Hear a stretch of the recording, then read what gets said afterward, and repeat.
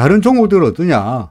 다른 종목들은 혹시 다른 종목 중에서도 기준선 밑으로 내려왔다가 다시 올라간 종목이 있으면은 또 모르겠는데, 예를 들어서 이게 뭡니까? 삼성바이오 같은 경우에 보세요. 삼성바이오. 기준선 밑으로 내려온 다음에 오히려 하락폭이 더 커지고 있잖아요. 그죠? 우리는 어제 뭐라고 말씀드렸죠? 매수하는 걸, 여기서 매수한다면 구름 밑으로 빵 내려가 버리면 저가가 손절하겠다 생각이면 매수해도 괜찮다. 지금 현재는 종가 기준으로는 구름 안에 있으니까 아직은 구름 하단의 지지가 나타나고 있습니다. 간당간당합니다. 그죠? 간당간당하긴 합니다만은, 예를 들어서 뭐 아무것도 안 하는 것보다는 여기서 매도하고 아래쪽에서 재매수하는 전략은 아무것도 안 하는 것보다는 낫죠. 그죠? 이게 어떻게 본다면 차선이죠. 차선. 그죠? 그 다음에 최선은 여기서 매도해 놓고 이제 아무것도 안 하고 기다려보는 게 최선이고요. 그게 아니고 최악은 뭡니까? 최악이라고라도 좀, 최악이란 거죠. 이게 최사선은 아니고 차악, 좀 나쁜 거. 나쁜 전략은 여기서 매도 안 하고 아무것도 안 하고 그냥 가만히 보고 있는 게 차악이죠. 그죠? 그러니까 가장 좋은 전략은 1번 전략, 여기를 일부라도 풀어놓고 쳐다보면서 반등하면 사야지 하고 매수할 기회를 바라보는 것이 최선의 전략. 두 번째 전략은 팔아놓고 여기서 매수했는데 반등하면 다행입니다. 밀려버리면 거의 손절해야 되는 게 차선책 2번 전략. 제일 나쁜 전략은 아무것도 안 하고 여기서 기준선도 무너뜨렸는데 구름 간다간다 하고 있는데도 아무것도 안 하고 가만 보는 전략이 가장 안 좋은 전략이죠. 여기도 보다시피 기준선을 무너뜨리고 나면, 여기서 기준선을 무너뜨리고 나면 시장에서 균형이 어떻게 돼요? 시장에 균열이 오는 거죠. 그죠? 매수세가 매도세 간의 균형에서 균열이 오는 것이기 때문에 물량을 좀 줄여가는 것이 어떻겠느냐라는 이야기입니다. 삼성바이오가 그렇다면 삼성 SDI는 어떠냐? 마찬가지죠. 그죠? 삼성 SDI도 마찬가지죠. 그 다음에 LG화학은 어제까지는 매수 전까지 괜찮았는데 다시 얘도 기준선 밑으로 내려왔죠. 그죠? 마찬가지입니다. 그 다음에 LG엔솔도 마찬가지죠. LG엔솔도 기준선 밑으로 내려온 다음에, 그죠? 기준선 밑으로 내려온 다음에 점점점 하락폭이 늘려가고 있죠. 그죠? 그러니까 일단은 리스크를 줄이는 차원에서 물량을 좀 줄여가는 거지. 여러분들에게 팔라고 이야기하고 있습니다만 리스크를 줄이시라, 물량을 좀 줄이시라 하고 말씀드리고 있습니다만 사실은 잘 안 됩니다. 잘 안 됩니다. 잘 안 됩니다. 저도 못 팝니다. 저도 못 판다는 게 잘 어렵다는 것을, 팔기가 어렵다는 걸 잘 알고 있습니다. 누가 저더러 62만 9천 원인데 LG엔솔을 샀는데, 그죠? 예를 들어서 제가 62만 9천 원에 해피름은 재수 없이 제일 고점에서, 해피름은 제일 고점에서 재수 없이 62만 9천 원에 샀는데 더 올라갈 줄 알고 샀는데, 누가 저더러 그거 53만 원에 매도해라. 62만 9천 원에 매수해놓은 걸 갖다가 53만 원에 매도해라. 그럼 얼마야? 10만 원이 날아가는데. 그쵸? 10만 원이 날아가는데 팔아라 라고 하면 팔겠어요? 모르겠어요. 팔기 어렵죠. 그죠? 팔기 어렵습니다.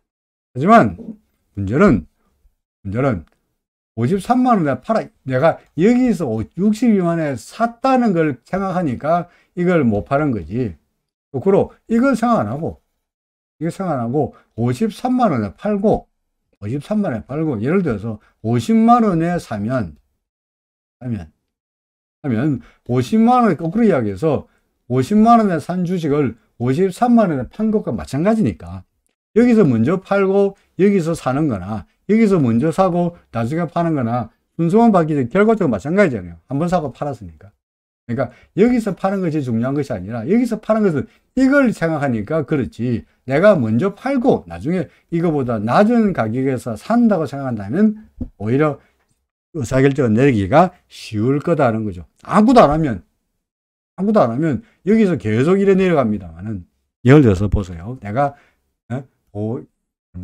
62만 9천 원에 매수했다가 아무것도 안 하고 가만히 있으면, 예를 들어 50만 원대로 칩시다. 예를 들어서 50만 원 됐다 합시다. 그러면 결국은 62만 9천원에 산 거 50만 원 될 때까지 아무것도 안 했습니다만은, 예를 들어서 내가 62만 9천원에 산 걸 갖다가 53만 원에 팔고 다시 50만 원에 사면 결과적으로 3만 원 이익에 봤으니까 결국은 59만 9천 원에 매수한 결과가 되죠. 그죠? 맞습니까? 3만 원이 그러니까, 근데 여기는 없거든요. 62만 9천 원에 샀는데 아무것도 안 했다면 여전히 62만 9천 원에 매수한 결과가 되는 거니까 이만큼이라도 이익이란 얘기죠. 그렇죠?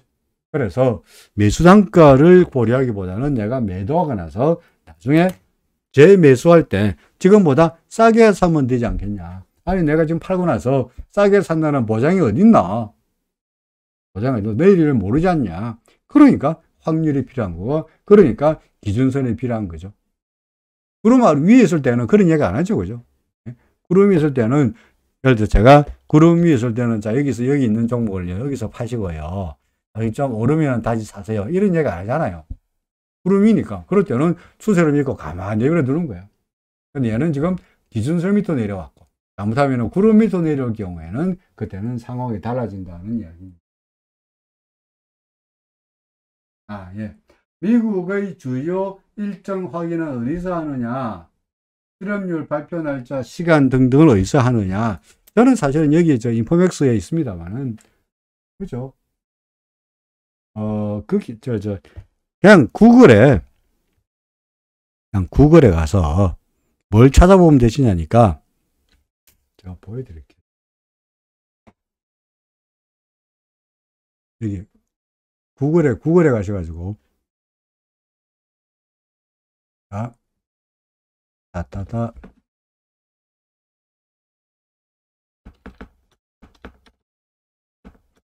구글에 가셔서, 구글에서 여기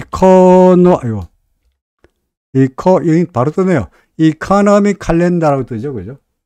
여기야, 구글에 이코노믹 칼렌더라고 클릭을 하시면 이코노믹 칼렌더에 쭉 나옵니다. 그래서 여기에 여기 트레이딩 이코노믹스라는 데서 나오고, 또는 마켓워치라는 데도 있고, 인베스팅닷컴이라는 데도 있고, 데일리 FX도 있고, 온갖 사이트가 있습니다. 그래서 아무 사이트를 눌러보시면 됩니다. 예를 들어서 제일 앞에 있는 이코노믹 칼렌더 트레이딩 이코노믹스, 이 사이트를 눌러보죠. 그럼 눌러보면은, 예를 들어서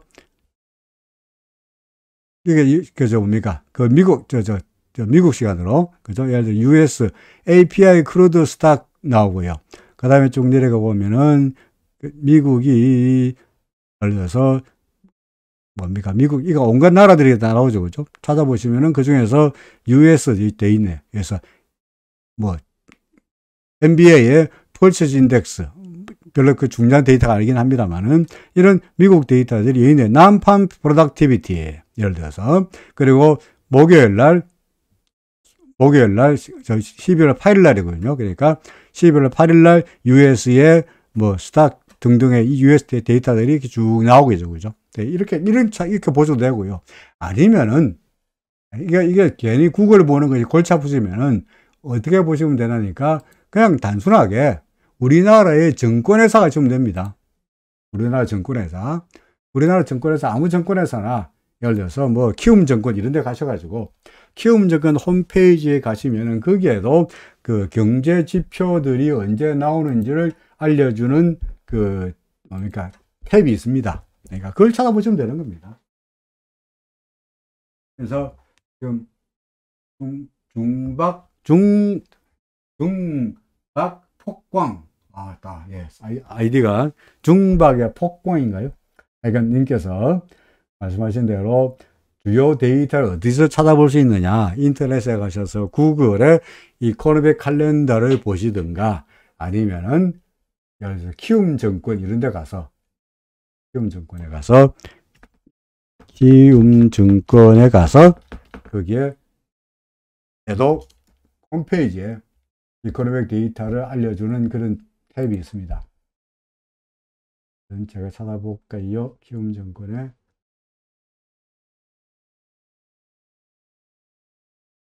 제가 인터넷 사이트 보기보다도 조금만 찾아보시면은, 구글이나 정글에서 찾아보시면은 쉽게 찾아볼 수 있지 않겠나 싶습니다. 정 못 찾으시면은 안 되시면은 다시 한번 내일 다시 말씀하시면 제가 찾아가지고 바로 눈앞에서 찾아서 보여드리도록 하죠. 아까 보았던 구글에서 보았던 그런 이코노믹 칼렌더를 찾아보는 것도 방법이긴 한데 너무 복잡해 보여서 좀 간단한 데를 찾을 수 있을 것 같기도 합니다.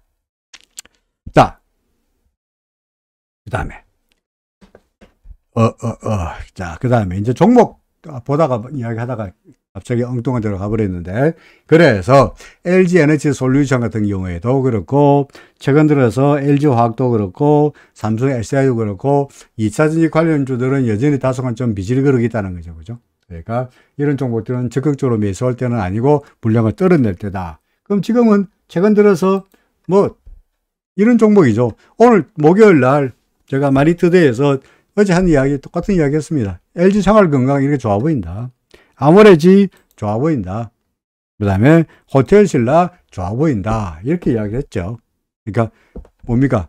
아모레지가 좋아 보이고 호텔신라가 좋아 보이고 또는 LG 생활건강이 좋아 보인다는 거 어찌 않어? 어찌 합니까? 최근 들어서 중국이 제로 코로나 정책을 탈피했지 않냐? 그렇지만 그로 인해 가지고 중국이 제로 코로나 정책을 탈피하면서 그로 인해 가지고 덩달아서, 그죠? 덩달아서 중국의 샹하이 지수가, 그죠? 중국의 샹하이 지수가 지금 현재 구름받고 나오면서 그동안의 하락세에서 벗어나서 상승세로 가고 있잖아요. 그죠? 가고 있어. 상승을 가고 있죠. 물론 이것도 제가 그림 그리듯이 바로 빡 가기보다는 좀 이제 이격이 벌어졌으니까 다소간 좀 주춤거리면서 조정을 좀 보이고 다시 가긴 하겠습니다만 이렇게 되겠죠. 그죠?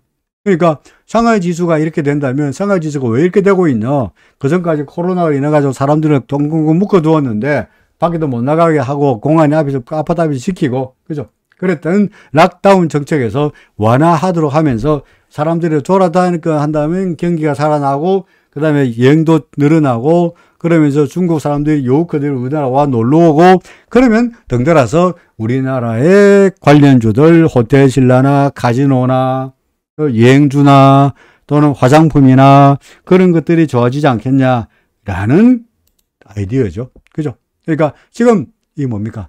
LG 생활건강의 차트는 조금 전에 보았던 상하이 지수의 차트하고 똑같이 생겼습니다. 그렇죠? 똑같이 생겼잖아요. 그러니까 얘도 적극적으로 매수해도 됩니다만은 마찬가지로 상하이 지수가 많이 올랐으니까 좀 조정을 보이듯이 이것도 마찬가지로 조정을 보이겠죠. 그죠? 그러니까 구름 받고 나왔으니까 일목균형표 이론으로 보더라도 구름 받고 나왔으니까 조정을 보일 때마다 요 위에서 어제 말씀드린 게 똑같습니다. 밑에서 입 벌려놓고 매수 주문을 조금씩 넣어놓고 기다리면은 떨어질 때마다 매수 물량을 늘려가면은 결국은 올라가지 않겠냐. 그죠? 올라가지 않겠냐. 그러니까 LG 생활건강 또는 아모레지, 그죠? 아모레지. 뭐 이런 종목들 똑같은 이야기죠. 이것도 마찬가지로 밑에다가 적극적으로 따라가기보다는 매수 주문을 넣어놓고 밑에 아래쪽에 기다리면은 분명히 좋은 찬스가 될 거다는 겁니다. 아모레 여기 같은 경우 호텔신라 같은 경우에는 잘 보시면 역시 마찬가지로 조정을 보일 것 같아요. 그죠? 보다시피 구름 밖으로 나왔으니까 이렇게 조정을 보이기 이렇게 가겠죠. 그죠? 근데 오늘 호텔신라의 그림을 보면 이런 모습이 나타나고 있죠. 그죠? 아래쪽으로 길다란 뭡니까? 수염이 걸려 있죠. 수염. 그죠? 수염. 이 수염이 걸려있다. 영어로 말해서 쉐이드. 가 있다는 이야기는 뭐야? 아래쪽에서 매수세가 막강하다는 이야기가 되죠. 그러니까 시장에 아침에 밀어내렸는데 그만큼 끌어올려 가지고 이렇게 끝났다는 이야기니까 아래쪽에 매수세가 막강하다는 겁니다. 물론 이로 인해서 오늘 조정 끝이라는 이야기는 아닙니다만은 그만큼 이 호텔신라에 대한 매수세도 탄탄하다는 이야기입니다. 일단 조정은 예상되니 이것도 마찬가지로 호텔신라, 아모레지, LG 생활건강 다 마찬가지로 조정을 기다려서 매수한다면 좋은 기회가 있을 것이다 라고 말할 수 있을 것 같네요. 그죠? 나머지 종목들은 뭐 예나 지금이나 네이버 카카오는 그냥 저장이죠. 그죠? 네이버 카카오 그냥 저장이니까 뭐 그런가 보다 하고 있습니다. 네이버 카카오 시간이 지나면 지날수록 조금씩 좋아지리라는 정도이지 신규 매수 관점은 아니고 그냥 가지고 있는 사람은 어떻게 하겠어요? 어떻게 하겠냐? 그냥 계속 가지고 있어라는 정도이지 좋아 보인다, 매력적이다라는 이야기는 아닙니다. 그럼 이거 언제 사나요? 혹시 카카오 내 사고 싶은데 이거 언제 사나요? 언제 삽니까? 여기서 사, 여기서. 그죠? 대명천지 태양을 향해서, 그죠? 태양을 향해서 태양으로, 이게 뭐야? 태양 밖으로 나왔을 때, 그죠? 구름 밖으로 나왔을 때, 구름 밖 고개를 삐지게 내면은 그때가 절호의 매수 기회다 하는 거죠. 그죠? 그러니까 지금은 뭐 그냥 보고 있고, 구름이 나오면은, 그때는 오히려 이 구름이 튼튼한 뭐가 됩니까? 지지가 될 테니까. 그죠? 지지가 될 테니까 위로 올라왔을 때 사라. 지금은 살 때는 아닌 것 같다. 꼭 사고 싶다고 말리진 않겠는데, 지루할 것 같다. 자, 코스피 다이버전스요. 복원이 있는데, 코스피 보겠습니다. 코스피 RSI의 다이버전스가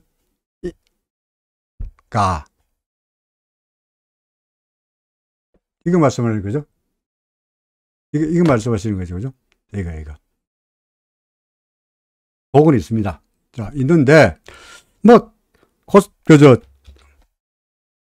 잠깐만요. 요거하고, 그죠? 요거하고, 그죠? 다이버전스 있습니다. 그러니까, 현재 이 다이버전스의 영향으로 인해가지고, 시장이 하락세를 보이는 것은 맞습니다. 그렇죠?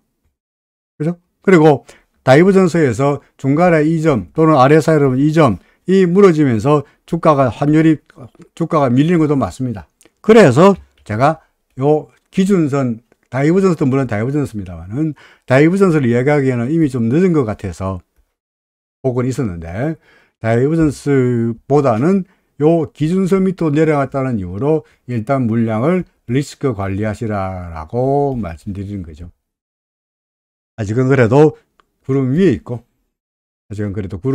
그래서 뭐 이런 다이버전스 기간에서 다시 올라가리라고 기대하고는 있습니다.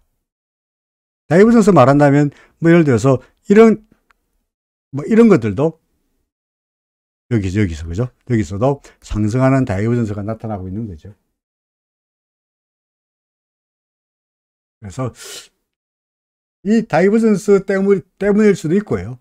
아니면은 이걸 수도 있고 또 기준선일 수도 있고요. 그래서 아직은 조정의 와중에서 완벽하게 벗어났다라고 말하기에는 성급하니 좀 관망하라, 리스크 관리하시라 라고 말씀드리는 겁니다. 시장이 나쁘다고 말한 건 아니지만 오늘 다이버전스로 인해 가지고 시장이 끝났다. 이제 완전히 부상장성이 빠질 거다 라고 말하기에는 좀 성급해 보입니다만은 시장에 대해서 마냥 낙관적으로 보기는 어렵다는 거죠. 예를 들어서 이런 거 보세요. 이런 거 보면은 예를 들어서 요거 보면은 이게 다이버전스죠. 그렇죠? 다이버전스 맞죠? 근데 다이버전스 올라갔죠? 근데 다이버전스로 인해 가지고 하락하던 추세가 반등한 거는 분명한데 이게 소위 말해서 대세 상승의 다이버전스인지 대세 상승을 위한 다이버전스인지 아니면은 그냥 단기 추세 반등에 따르는 다이버전스인지는 우리가 이 시점에서 알기가 어렵잖아요. 그죠? 이 다이버전스다. 와, 다이버전스네는 분명한데 이 다이버전스가 예를 들어서 요거만 보고 있으면 가볼까요? 그랬지.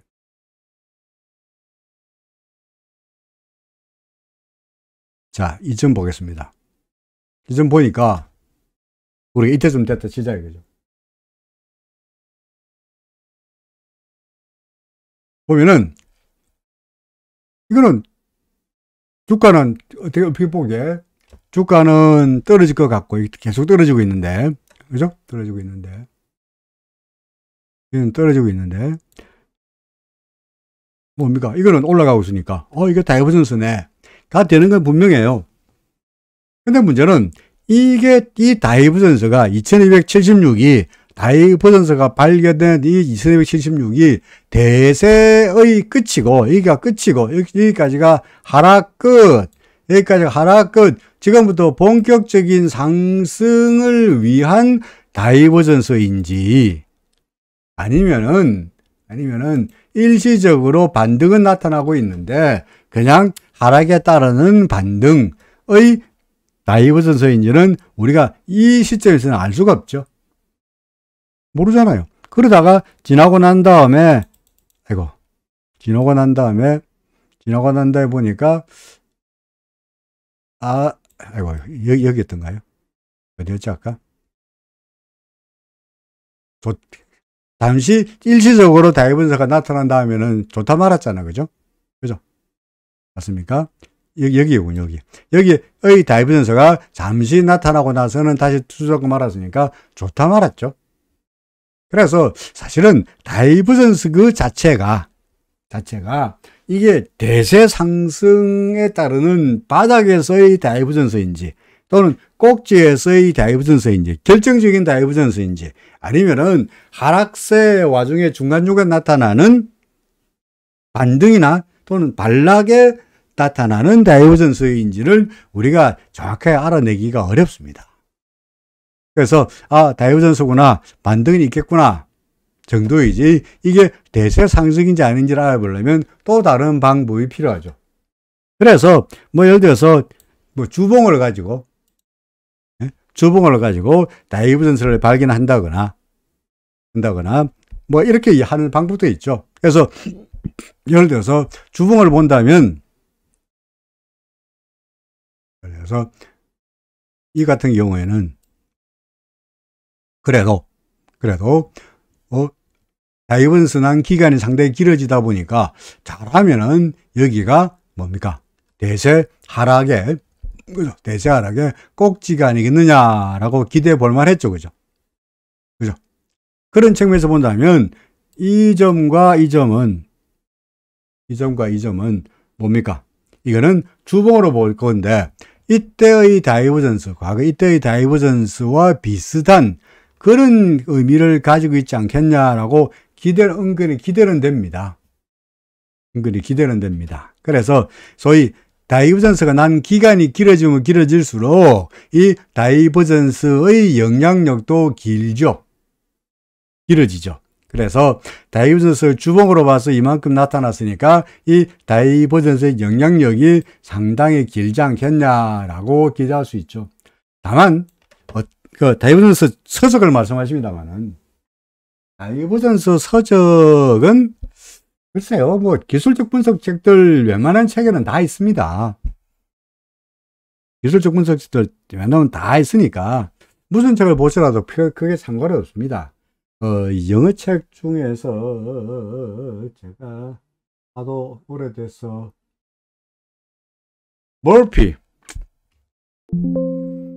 존 머피란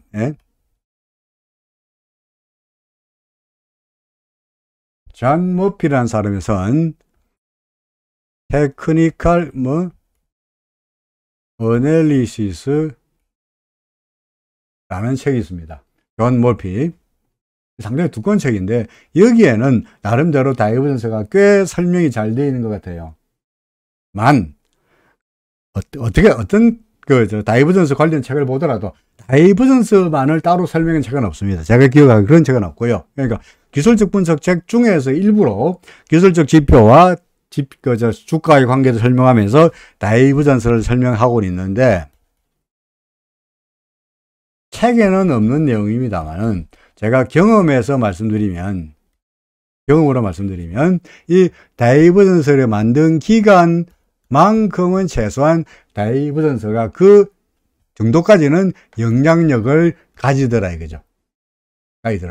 그러니까 이 기간이 일봉으로 봐서 짧은 기간에 다이버전스가 나타났으면 그 영향력도 짧은 기간에 일봉으로 나타나고 소멸되는 경우가 많은데 이 경우는 주봉이고 기간이 길었기 때문에 영향력이 이 이상 길어지면서 더 길어져서 아예 대세 하락까지 나타났으니 이번의 경우에도 여기와 여기가 다이버전스가 보이니 주봉석으로 나타나서 보이니 이 다이버전스는 혹시 이때의 다이버전스나 같은 효과라서 이때의 다이버전스는 이렇게 떨어졌으니 지금의 다이버전스는 이렇게 올라가는 신호탄이 아니겠느냐라고 생각할 수 있죠. 그런데 요 주봉으로 봐서 다이버전스가 보입니다만은 일봉으로 보건데, 그죠? 일봉으로 보건데 또 여기도 다이버전스가 보이죠.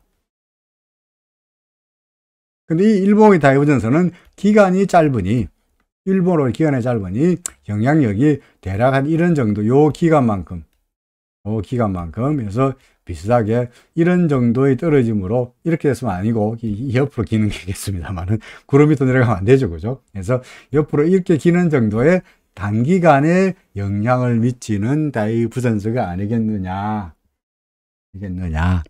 그렇게 설명할 수 있을 것 같네요. 이렇게 해서 여기도 마찬가지입니다. 여기도 보세요. 여기도 짧은, 이건 다이버전스가 아닙니다만 이건 아니네, 그죠? 요거는 뭡니까? 요거는 다이버전스죠. 그죠? 요 다이버전스 기간이 뭐 이런 정도에 끝났잖아요. 그죠? 이것도 마찬가지로 요 정도의 다이버전스가 이 정도로 끝났으니까 이번의 경우에도 단기간으로 요만큼이 이 정도로 기간이 대략적으로 뭐 정확하게 예를 들어 이 기간이 17일 지났으면은 다이버전스 만든 기간에 꼭지가 17일 지났으면은 그 기간도 17일 반드시 된다는 건 아니에요. 18일 될 수도 있고 19일 될 수도 있고 30일 될 수도 있고 그렇습니다만은 대략적으로 기간이 짧을수록 다이버전스의 영향력은 그다지 오래가지 않더라. 이렇게 경험적으로 말씀드릴 수 있을 것 같습니다. 방금 제가 한 설명은 어떤 책을 보더라도 웬만한 책에는 이런 설명이 많이 나와 있지 않을 것 같습니다. 그리고 다이버전스는 RSI뿐만 아니고 MACD하고 주가 또는 예를 들어 스토캐스틱하고 주가 또는 뭡니까? MACD 오실레이터와 주가 뭐 웬만한 지표들 사이에서는 다 주가의 관계에서 다이버전스를 발견할 수가 있고요. 심지어 거래량과 주가의 관계에서도 다이버전스를 발견할 수가 있습니다. 그러니까 그리고 다이버전스가 100% 만능은 아니다. 기간이 짧고 긴 거는 다이버전스는 제대로 설명하지 못한다. 뭐 이렇게 이야기할 수 있을 것 같네요. 자, 다시 종목 이야기하다가 돌아갔습니다만은 여전히 구름 위에 있는 놈은 구름 위에 있고요. 그죠? 기준 위에서 버티는 놈은 기준선 위에 버티고 있고, 그게 아니고 구름 밑으로 내려와서 헤매는 놈은 여전히 구름 밑에서 헤매고 있고. 그러니까 이런 종목들은 셀트리온 별로 관심 없죠, 그죠? 이런 종목들보다는 뭡니까? 구름 위로 올라가고 있는 종목들을 골라서 적극적으로 담으시라. 그래서 말씀드렸습니다만 KTNG 여전히 좋습니다. 그동안에 많이 올랐는데 이거 아직까지도 괜찮냐? 아직까지도 나빠 보이지 않습니다. 그렇죠? 아직까지도 나빠 보이지 않습니다. 그러니까 KTNG 그야말로 올라갈 때, 그죠? 올라갈 때 이게 전반적으로 요즘 같은 금리 낮은 시기에 금리 많이 올랐다고 하지만 꼬박꼬박 1년에 그래도 1년에 꼬박꼬박 배당 주고 주가는 주가대로 올라가고 있고 그러니까 KTNG 같은 종목들이야 좋죠. 더구나 또 하나 이게 경기 침체가 되면은 그죠? 얘네들 경기 침체가 온다 그럽니다만은 경기 침체가 오면은 어떤 종목들이 뜨게 되어 있느냐? 어떤 종목들이 뜨게 되어 있습니까? 소위 말해서 죄악주들이 뜨게 되어 있습니다. 네? 죄악주들이 어떤 죄악주들입니까? 죄악주가 뭡니까? 술, 담배, 마약, 도박, 그죠? 이런 종목들이 뜨게 되어 있습니다. 경기가 안 좋으니까 사람들이 술 먹고 담배 피고 그죠? 도박하고 하게 돼 있죠. 그러니까 술 관련 뭡니까? 백화라든지 뭡니까? 무슨 국순당이랄까? 이런 술 관련주들. 담배, KTNG. 그죠? 사람들이 경기 침체하면 짜증나는 게 담배만 피지 않겠어요? 더구나 KTNG는 경기 침체 관련 주기라면 동시에 또 뭐가 됩니까? 소위 경기 방어 성격도 가지고 있죠. 그죠? 경기 방어주 성격도 가지고 있죠. 그러니까 뭐 경기가 안 좋다고 사람들이 담배를 많이 피고 경기가 좋다고 담배를 안 피는 것도 아니고 경기가 좋다고 사람들이 담배를 하루에 3갑씩 피는 것도 아니고 어차피 경기와 상관없이 담배 피는 놈들은 계속 담배 피게 돼 있죠. 그죠? 그러니까 더구나 경기가 나쁘면 아무래도 담배 소비가 늘어나게 돼 있는 거니까 그런 종목들이 배당도 배당이고 그래서 이런 종목들은 추세상으로 보다 상승세니까 이런 종목들을 보유하고 관심 종목으로 담아 두시는 것이 어떻겠느냐라고 말씀드리고 싶네요. 그래서 너무 어려운 종목들, 텔레비에서 말하는 이름도 듣도 못한 이상한 종목들, 그런 종목을 매수해가지고 상한가 올라가기를 기대하지 말고요. 남들이 다 아는 종목들, 우리 주위에 있는 종목들, 절대로 망하지 않은 종목들을 골라서 차근차근 리스크는 낮되 수익은 미디엄 리턴을 노리는 전략이 좋을 거다라고 저는 내내 주장하는 바입니다. 그래서 그런 종목들을 위주로 해서 여러분들에게 말씀드리고 있기도 합니다. 자, 대략적인 이야기. 방송을 시작할 때만 하더라도 정말 입안에 여전히 입안에 소태가 돼서 몸은 계속 깔아앉고 그래서 정말 죽을 지경이 되니 그래도 여러분하고 와서 이런저런 이야기하고 질문에 답하고 시장을 이야기하고 이러니까 스스로 이제 모티베이션 된다 그럴까요? 치열합 된다 그럴까? 그래서 뭔가 좀 이렇게 좀 좋아진 것 같네요.